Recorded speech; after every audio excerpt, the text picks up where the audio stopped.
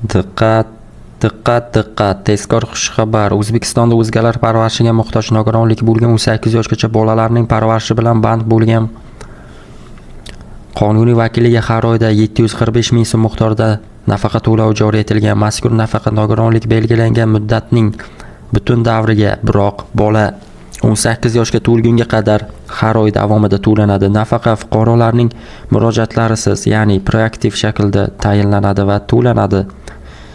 Bunda 18 yoshgacha bo'lgan bolaga nogironlik belgilanganda Ijtimoiy himoya milliy agentligi bolaning qonuniy vakiliga nafaqa tayinlash uchun elektron ma'lumotlarni pensiya axborot tizimiga yuboradi.